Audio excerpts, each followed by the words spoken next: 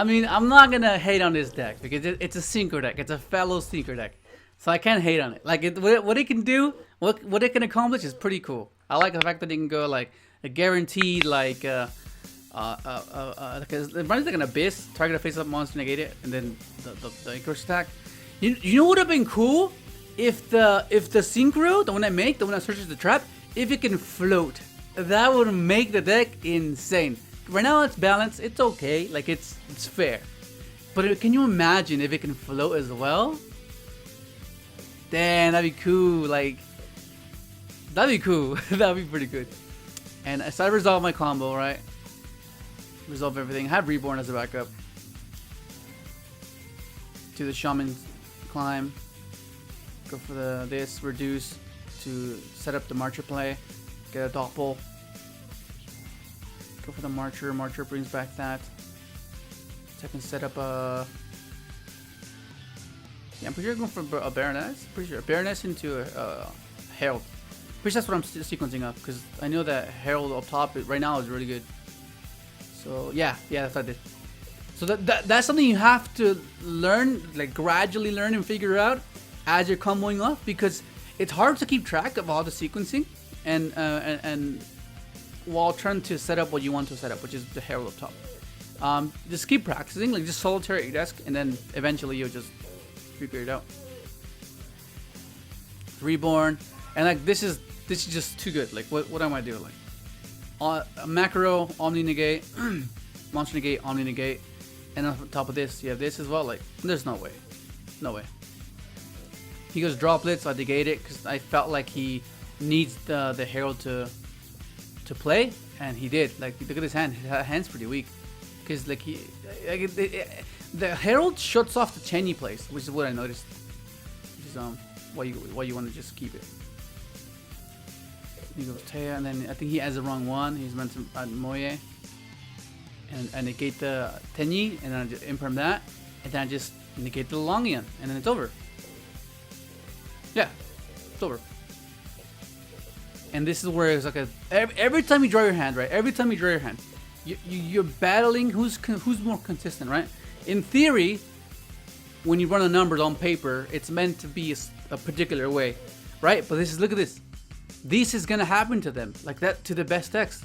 This happens to the best decks, and you have to account for this as well. Of course, optimism is a thing. You have to be optimistic that this will never happen to you.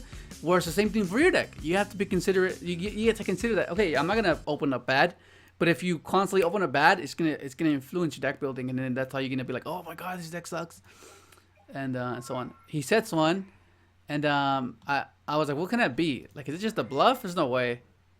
So I go for this because I want to be sure that I don't lose to like an Ash. Like if I go converter, you know, I'd rather just go activate Ash. Says okay, it's fine. I'll just converter then with junk and get the last one.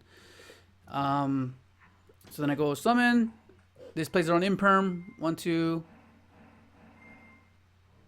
Oh, this guy's risky as fuck, dude. Look at this guy. Look what he does. I go Rezo, and he said okay. So it gave me the sense of security. Oh, Ben, if you're watching this, dude, oh my god, the double bluff. Yeah, tell me this is what we're talking about. This guy risked it, and it gave me the sense. Like I rarely do this for whatever reason. I felt safe because I was like, he doesn't have Nibiru. What can he have? Like I have mid breaker for anything else. He can't target my stuff. So then I go effect, and then I go effect reduced, and then he drops it. I'm like, what the fuck? What the hell?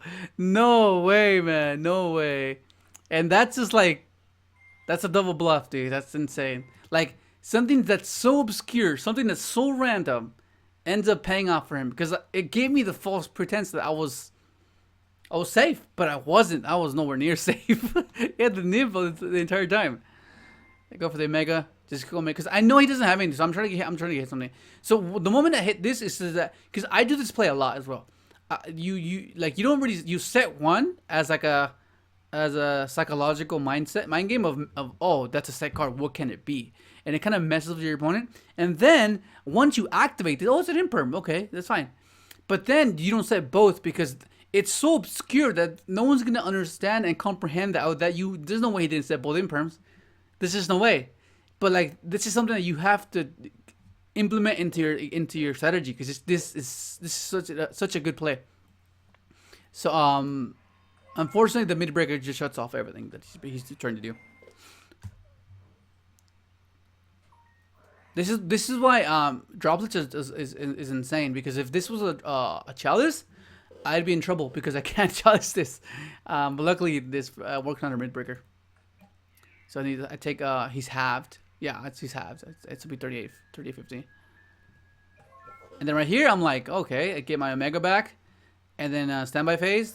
And I read it right. I was okay. That the reason I read it right is because I do that play a lot too. So I was aware of this. I was like, yeah, oh, that's an imperm. So he doesn't want to lose the shootout. But then I was like, oh, okay. Well, at least I know he has imperm. So I have to ensure that I leave one of these monsters on the field, preferably the Nibiru, because the Nibiru you can't really do anything with it. So I'll keep it on the field so I can have both these guys life. Because if I kill both, he'll just imperm one of them, and I guess, you know, like, you find a way to play around it. And like this way I can ensure that I can return my trail, and there it is.